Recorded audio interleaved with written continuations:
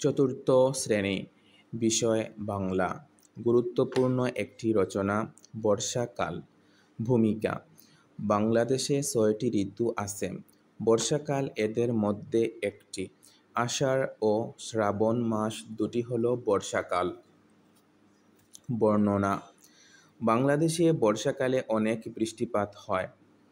কখনো বড় বড় ফোঁটায়, কখনো ধীরে ধীরে, কখনো হুড়মুড় করে, কখনো বৃষ্টি পড়ে ঝিরঝির করে। বর্ষাকালে আকাশ কালো ঘন মেঘে ছেয়ে যায়। দিনের পর দিন সূর্য মেঘের আড়ালে লুকিয়ে থাকে।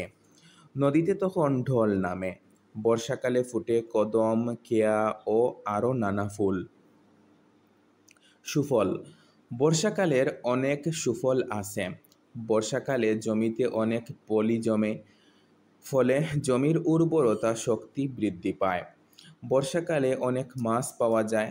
বর্ষাকালে নৌকা দিয়ে খুব সহজে ও কম খরচে বিভিন্ন জিনিস এক জায়গা থেকে অন্য জায়গায় আনা নেওয়া করা যায়।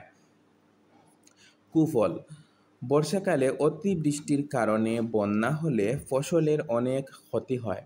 তখন মানুষের কষ্ট অনেক বেড়ে যায়। তখন শিক্ষার্থীরা বিদ্যালয়ে যেতে পারে না।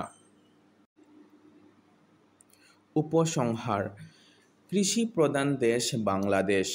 বাংলাদেশে বর্ষাকাল খুবই গুরুত্বপূর্ণ। বর্ষাকালের উপর আমাদের কৃষি নির্ভরশীল। বর্ষাকালের কুফলের চেয়ে সুফল বেশি।